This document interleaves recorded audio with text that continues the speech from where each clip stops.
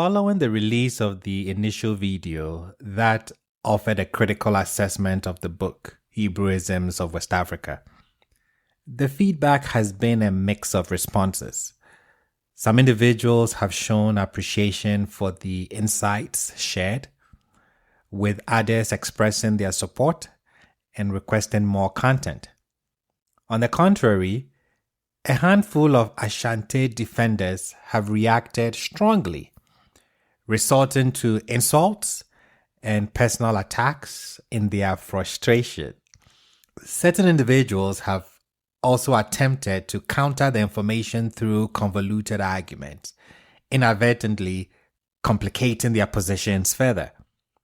I must admit, I have thoroughly enjoyed observing these interactions, as I consistently maintain truth remains unchanged regardless of attempts to distort it.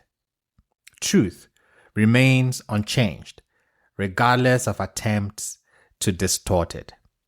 The undeniable reality is that historically, the Akan people did not partake in circumcision as a customary practice.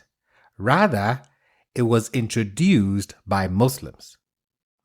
This stands as an undisputable fact.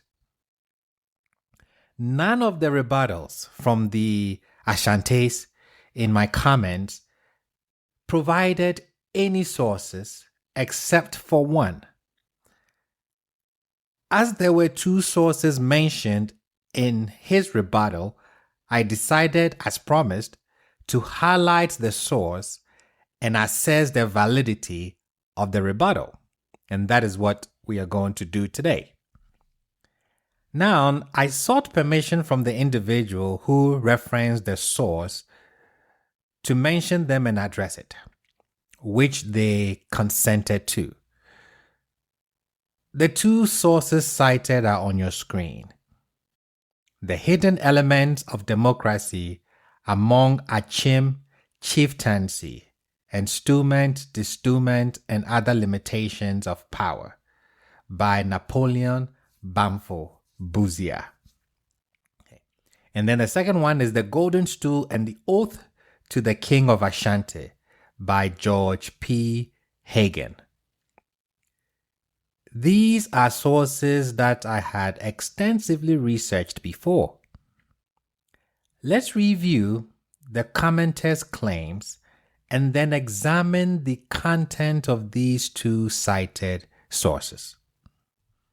He states in his first comment, he says, "First of all, this is how I know you people love lying on the Ashanti people. Akwemus are not Ashanti." And again, in the case of circumcisions, it was taboo for anyone to scar or self-mutilate themselves in Akan culture, especially if you are a royal and want to be a chief.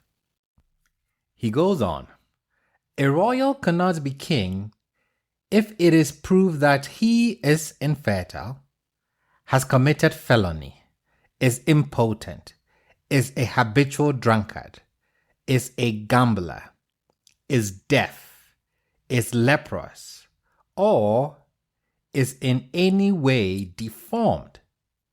Circumcision now accepted." And he gives the source. He continues, "Y'all keep singling out Ashantis, but all Akans circumcise. Even the Ashantis in Ivory Coast circumcise. So who promoted circumcision among the Ashantis in Ivory Coast, if the Ashanti had disdain for circumcision?" Laughing my A out. Please tell us, is what he asks. Okay, let's respond to this briefly. No one claimed that the Akwamus were Ashantis. Nobody made that claim. They are all part of the Akan ethnic group. The assertion is that Similar to other Akans, the Asantes did not historically practice circumcision. This aligns with the argument that Akans abstained from circumcision due to cultural taboos, perceiving it as a disfiguring or mutilation. So nobody is saying that the Akwamus are Ashantes. We are not saying that. The Ashantes and then the Akwamus are all Akans. We mentioned Akwamu because Akwamu is Akan. We mentioned Asante because Asante is Akan. So we are focusing on the Akan umbrella, which Akwamu and Asante falls under. Also, while circumcision was deemed taboo among the Akans as a form of scarring, it holds significance as a covenant mandated for the Hebrews. So this distinction implies that, according to his perspective, the Ashantes deviating from this Hebrew tradition could be viewed as the Ashantes not being Hebrews. In Hebrew customs, circumcision is not considered taboo or seen as disfiguring, contrasting with the Akan's cultural beliefs surrounding the practice. So because the Akans, who according to my brother here, may not be Hebrews because they see circumcision as mutilation, but the Torah that gave the instructions does not consider it so. So if we are being told that this is how Akans look upon circumcision, then it tells us that they may not be Hebrews. According to my brother's argument, we are not isolating the Ashantes. Our discussion encompasses all Akans, as illustrated by referencing the Akwamus in the video. The book, under scrutiny, specifically highlighted the Ashantes, prompting our emphasis on this particular group. So rest assured, we will highlight the negative attitudes towards circumcision in the sources you presented in your rebuttal. Rest assured. Let's proceed to his second comment. He writes, laugh out loud again. It was against Akan tradition to scar, self-mutilate, or make markings on one's body. This is a Leviticus law, by the way. And he cites Leviticus 19 verses 28. Ye shall not make any cuttings in your flesh for the dead, nor print any marks upon you. I am the Lord. This is from, and he gives his source, the hidden element of democracy among Achim chieftaincy, and stewment, destewment, and other limitations of power by Napoleon Bamfo, Buzia, 1968. States that an important function of Ashanti chiefs, Akan chiefs are not required by custom to circumcise their penises. And then he concludes, this is not part of the source. What I have underlined in green is his conclusion, his interpretation of what is cited in the source. We will see how accurate it is. So he concludes now and says, meaning it was a custom for Ashantis to circumcise, but the royals and chiefs did not. And then he tells us to look up who Napoleon Bamfo is. He is a PhD scholar and professor, by the way. How about you follow your own advice? The advice is to look at some sources, and we are going to look at that. It's going to be quite interesting. Now, let's deal with this comment. Once again, the individual makes a claim and this time cites a Bible verse. Leviticus 19 verses 28.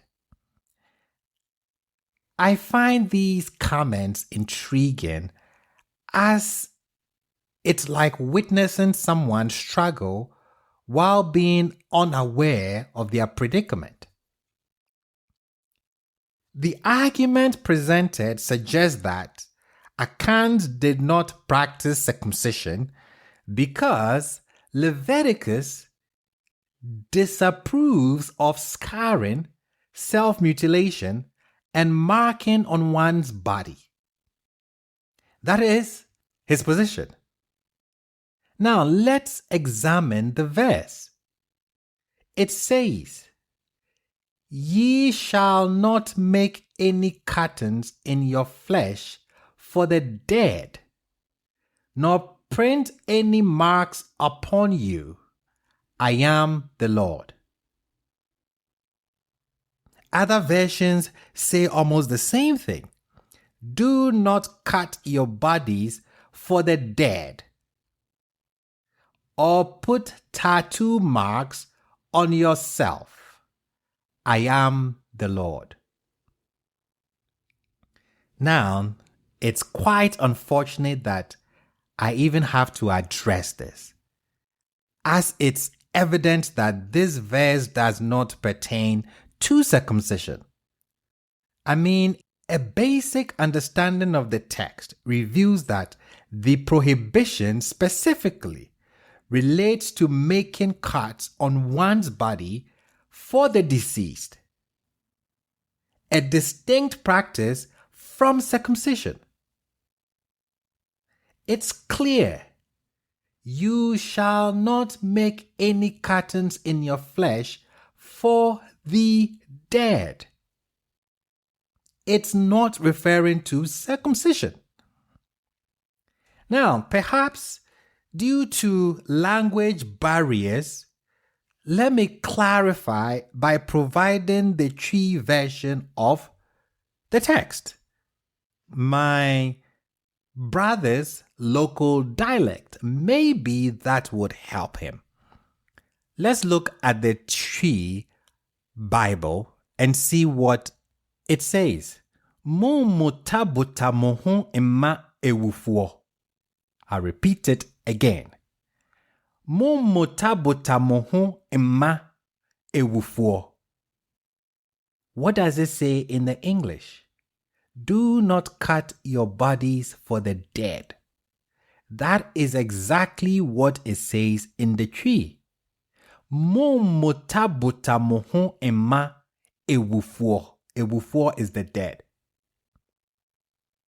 So it's evident that my Akan counterpart is struggling with their argument and is faltering. Even if we read the text in his local dialect, it clearly does not refer to circumcision. So it's evident that my Akan or Asante counterpart is struggling with their argument and is faltering. Quoting one of his sources, he attempts to shift blame onto the Akan chiefs to deflect criticism, suggesting that while it was customary for Asante men, regular men, commoners, to undergo circumcision, the responsibility for uncircumcised individuals lies with the chiefs. So he's pretty much throwing the chiefs under the bus. Now, let's delve into the content of these sources to ascertain the accuracy of his claims. He brings two sources. He cites two sources.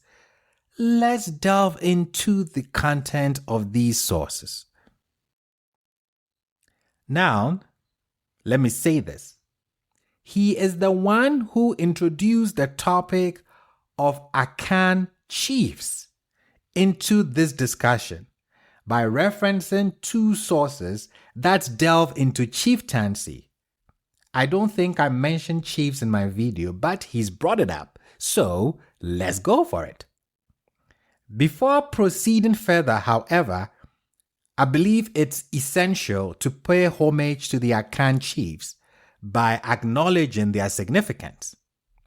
With that said, now let's explore these sources in detail. A bit of introduction first. Chieftaincy in Ghana has its roots in three main sources. Historically, individuals could attain chiefdom through various means. One route involved leading a group to become the first settlers in a territory, thereby establishing the territory as their state. This typically occurred during periods of migration when groups sought new settlements. So that's number one. Additionally, chiefs could emerge through conquest during tribal wars, where the victor assumed authority over the defeated group.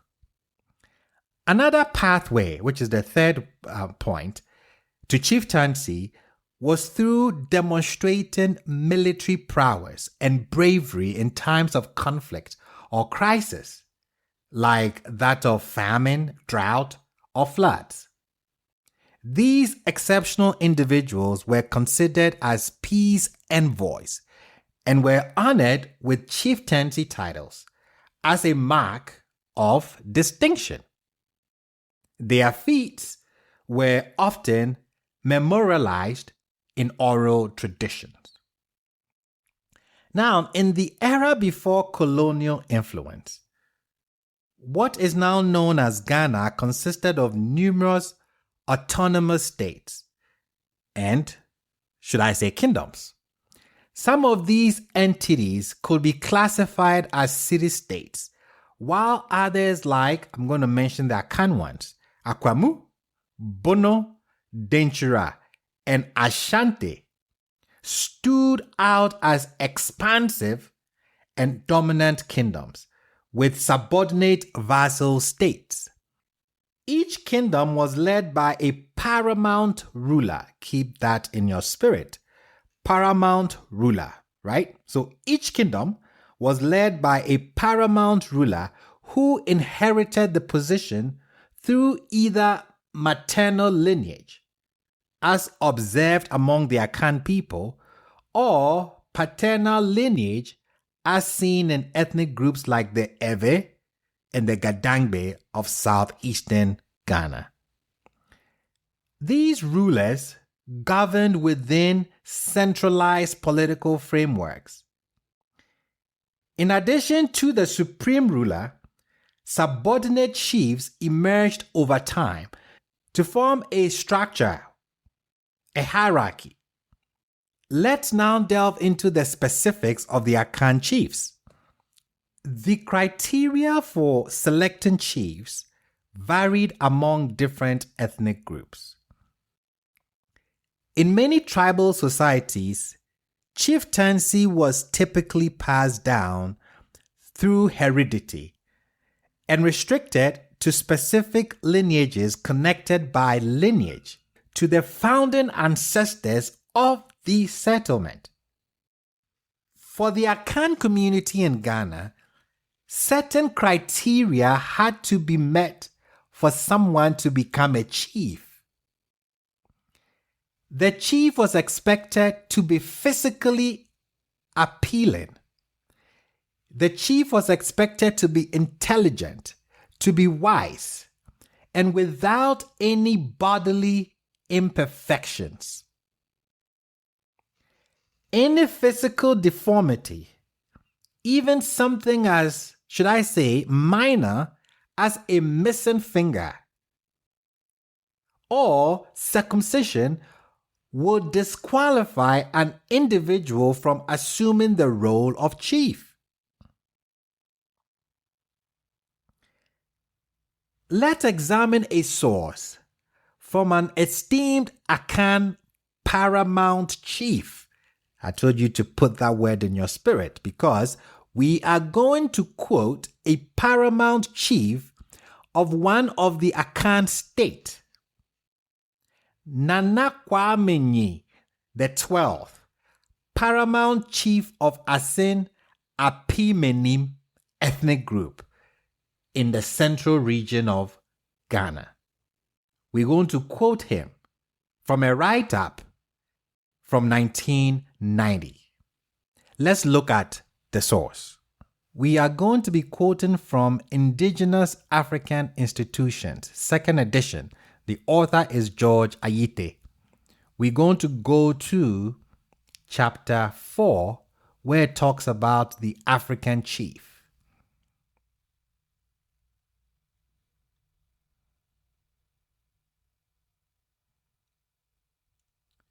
Here we go.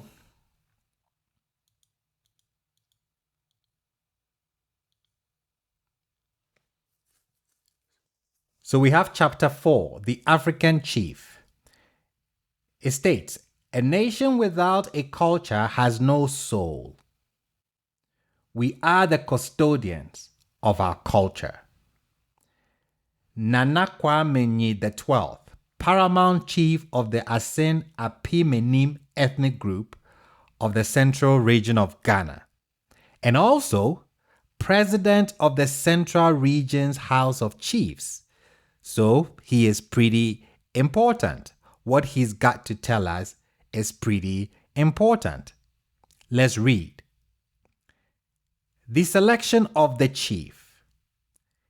In the chiefdoms or states, rules for selection of chiefs varied from one ethnic group to another.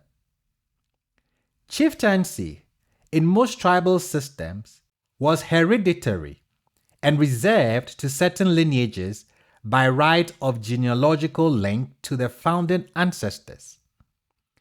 Founding ancestors are members of the family that first settled or founded the settlement.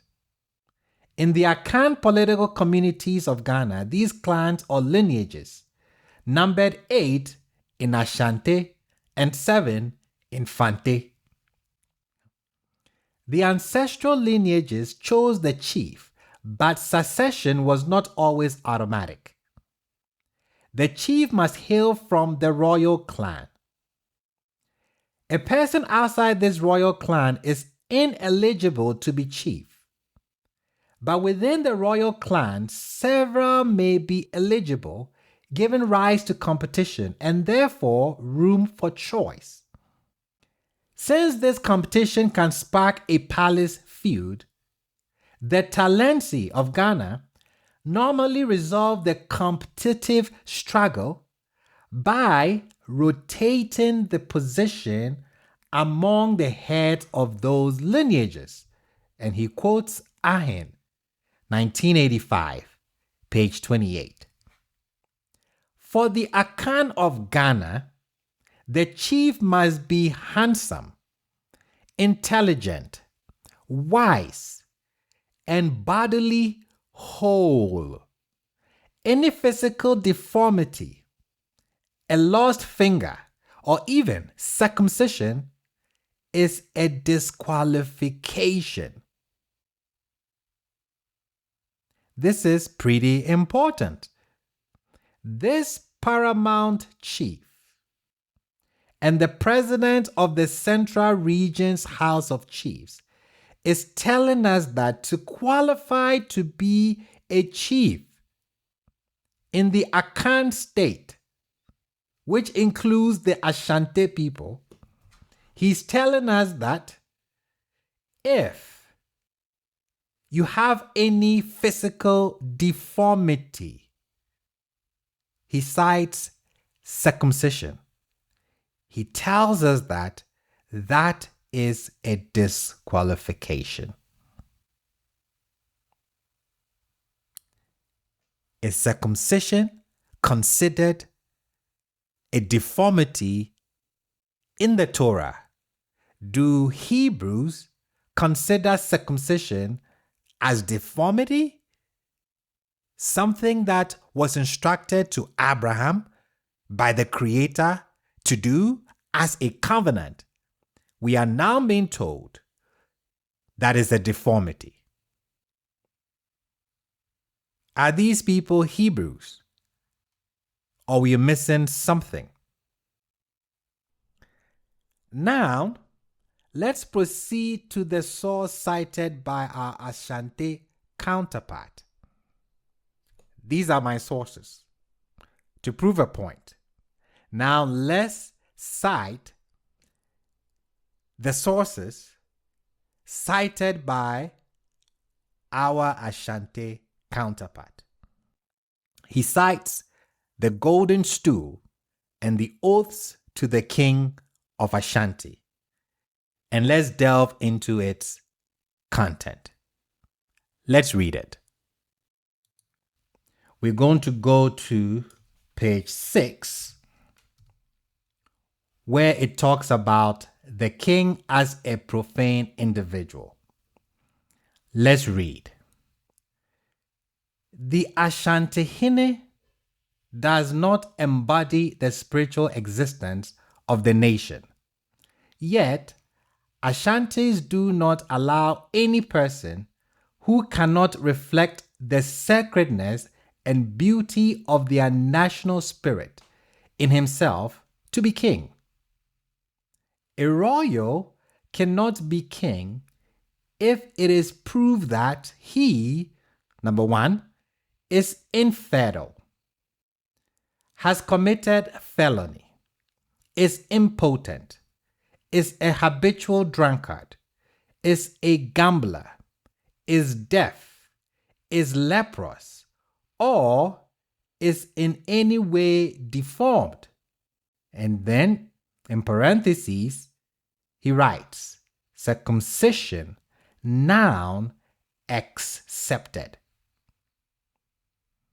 These physical disabilities conflict with the divine attribute of the Golden Stool. Notice, circumcision was considered a disability. We are being told that now it does not. And we are told that these physical disabilities conflict with the divine attributes not of the Torah, but of the Golden Stool. It will be implicitly contradictory to identify a leprous, impotent, or fertile man with the symbol which is considered the source of national health and well-being.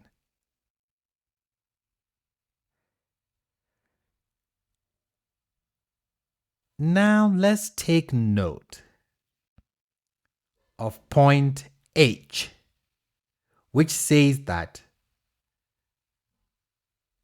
an Ashanti royal cannot be king if it is proved that he is in any way deformed. And then we are told, circumcision noun excepted. What does that mean? Excepted means excluded or not included. It indicates that something is not part of a particular rule, statement, or situation. Now, qualifying accepted with noun. I repeat that.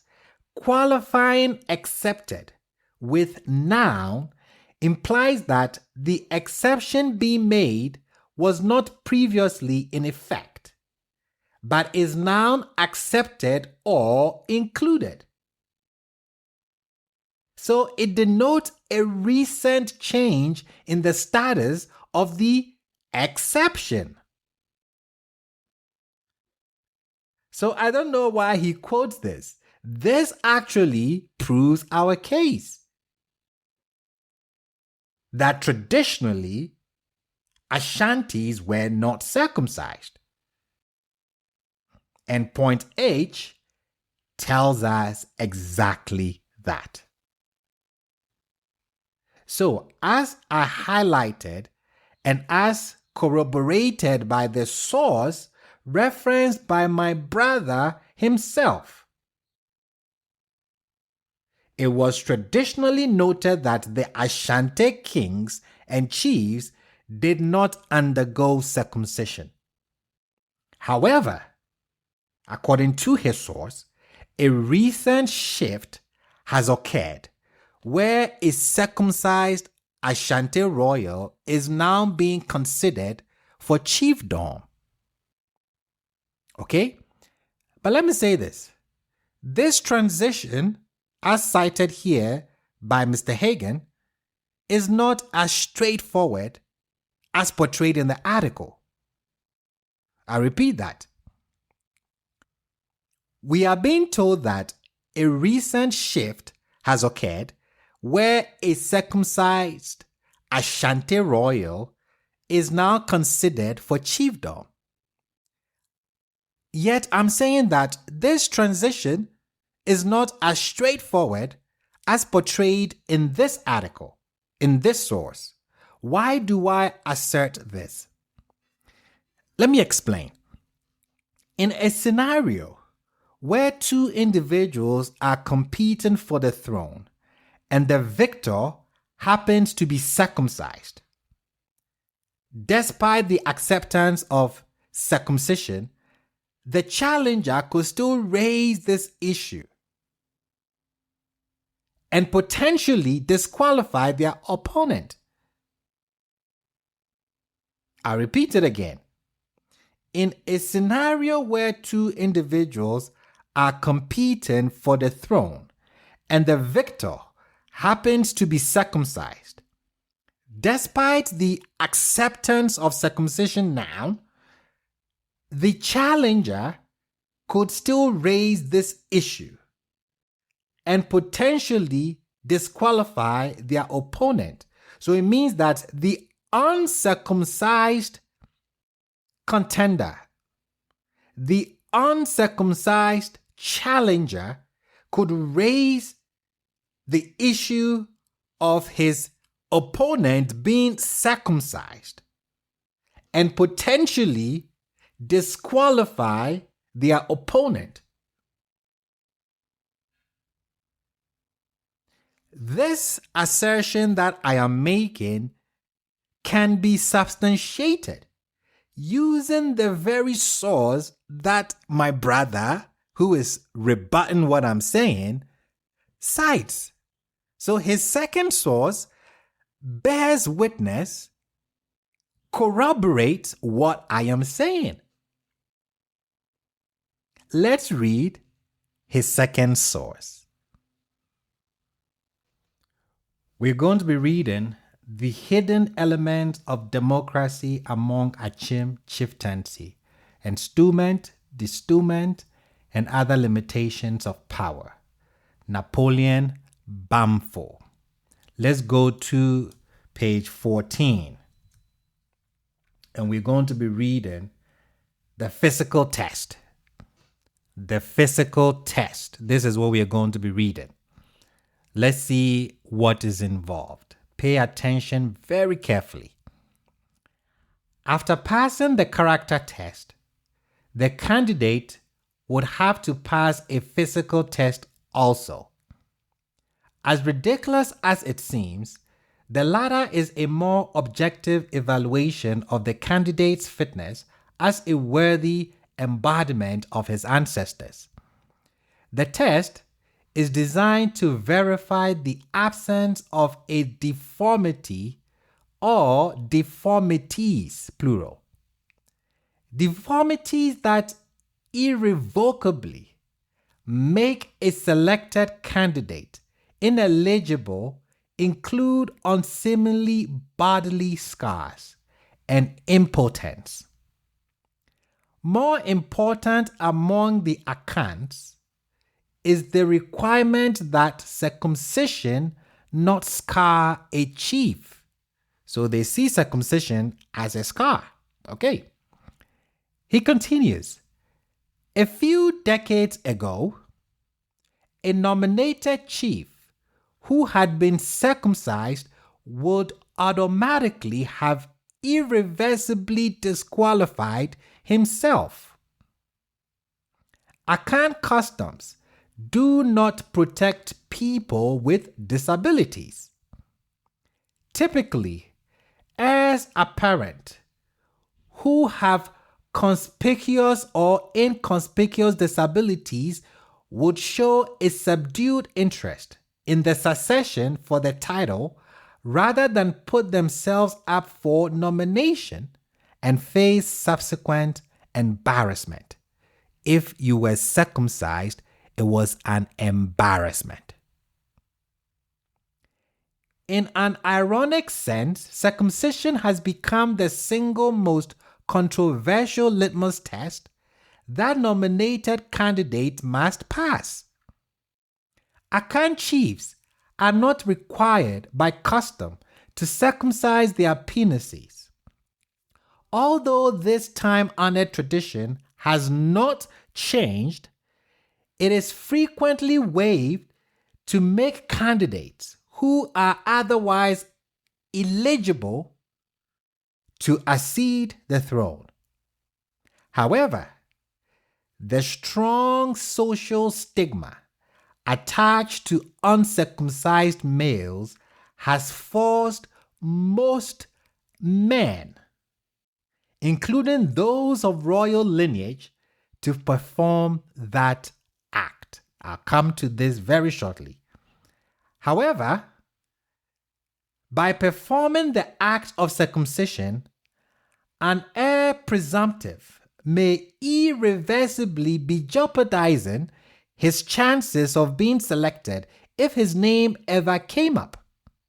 Yet, as young men growing up, heirs to chieftaincy titles face enormous pressure, like any other males, to circumcise their penises. Women add to this pressure by showing disdain for uncircumcised males.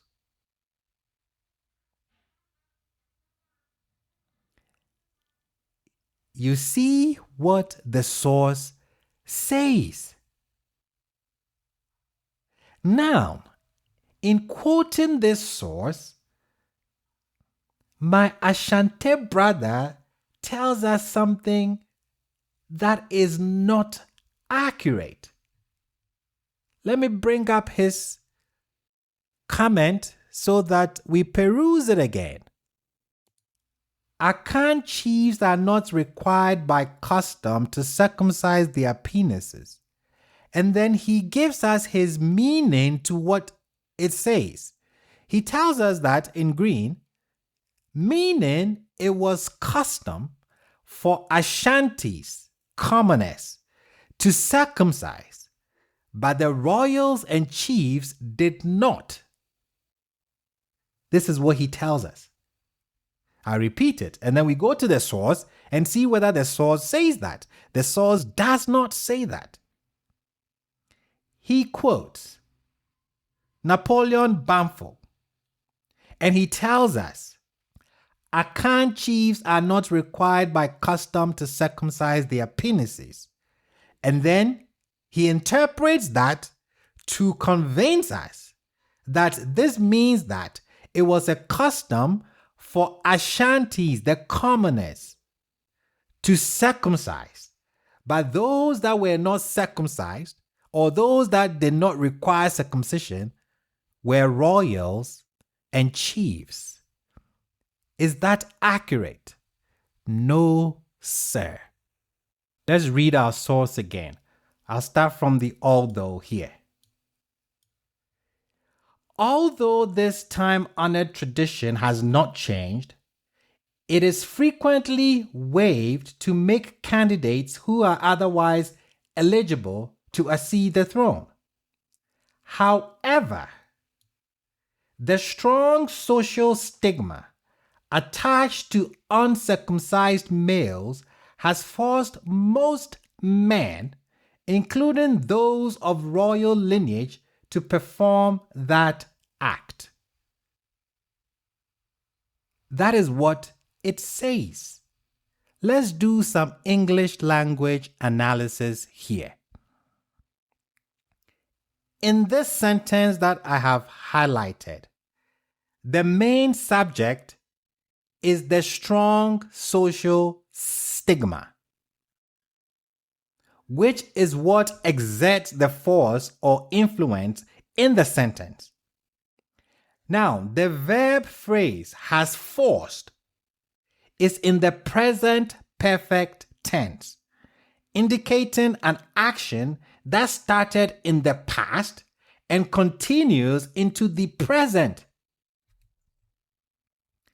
The direct object of the verb forced is most men, specifying who is being compelled to act. So this will be Akan men, since Akans are the topic of discussion. Now, the participial phrase, including those of royal lineage, provides additional information about the category of men affected by this coercion. Then we come to the infinitive phrase, which is to perform that act, which functions as the complement of the verb forced, specifying the action that the men are compelled to undertake. In summary, let me do that. In the sentence provided, the phrase including those of royal lineage specifies a subset of the broader category of most men. So this implies that within the larger group of Akan men who are affected by the social stigma attached to being uncircumcised, there is a particular subgroup identified as individuals belonging to royal lineage. Therefore, the statement suggests that the directive to undergo circumcision applies to most Akan men. They were uncircumcised, so it applied to most Akan men with a specific emphasis on those who come from royal backgrounds, highlighting them as a distinct subset within the general population of men. So he's not saying here, as my brother wants us to believe, that, the commoners were circumcised. It was only the chief or the kings that were not, throwing the kings under the bus. That is not what it is saying. It says that the strong social stigma attached to uncircumcised males. He brings all Akans into perspective here. Has forced most men, all Akans, including those of royal lineage. Now he focuses on the royals. So as my contender, opponent, want us to believe by using this source to say that, let me throw the kings under the bus.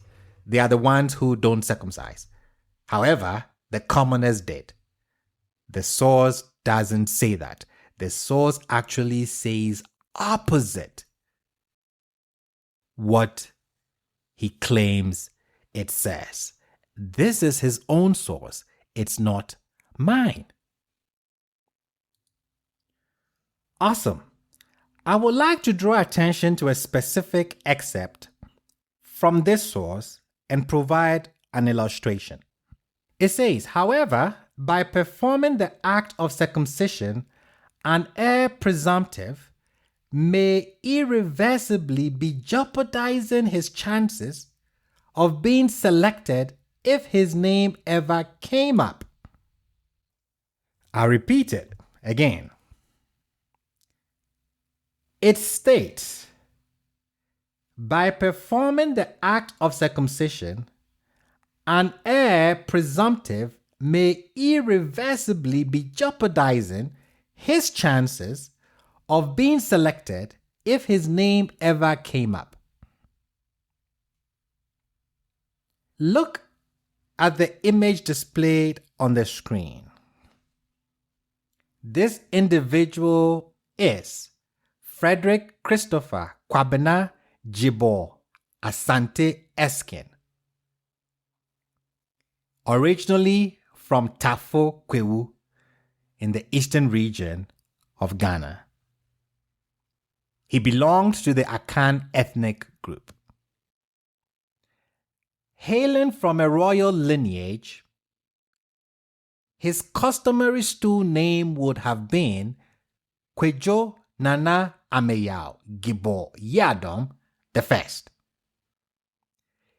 Now, instead of following the traditional path to become a chief, this aspiring actor decided to pursue a career in acting. To disqualify him from chieftaincy, he opted to undergo circumcision. I repeat that. If he had become a chief, his stool name would be Kwejo Nana Amaah Gibo Yadom I. But instead of following the traditional path to becoming a chief, he did not want the position. This aspiring actor decided to pursue a career in acting. How did he get out of the enstowment? How did he disqualify himself? To disqualify himself from chieftaincy, he opted to undergo circumcision. And just as the source says, by performing the act of circumcision, an heir presumptive may irreversibly be jeopardizing his chances of being selected if his name ever came up. Exactly what he did to disqualify himself. Subsequently, in the late 1960s, he departed Ghana and gained fame as an actor, notably portraying the role of Matthew, a mature student in the popular British sitcom Desmond's. This incident occurred just 60 years ago. So there you have it. My Asante counterpart attempted to refute the information in the previous video, but inadvertently ended up supporting our claims. He argued that Leviticus prohibited circumcision due to scarring, but the prohibition specifically related to avoiding body alterations for the deceased. He asserted that only Akan kings abstained from circumcision, while Akan men practiced it.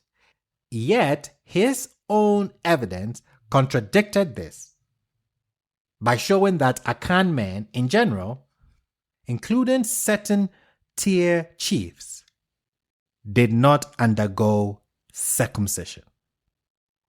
We also highlighted the influential role of Akan women in encouraging circumcision and their negative perception of uncircumcised Akan men. Now the decision is in your hands based on the evidence presented.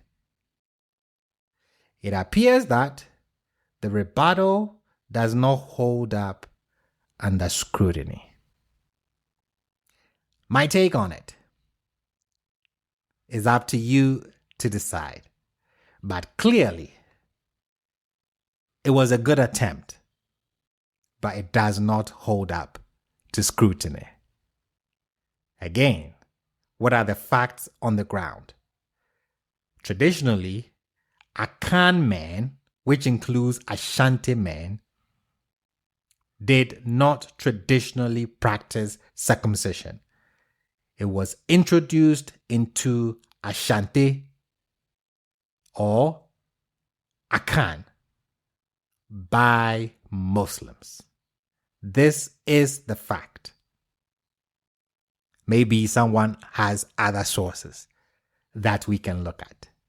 I'll be glad to entertain them. Shalom.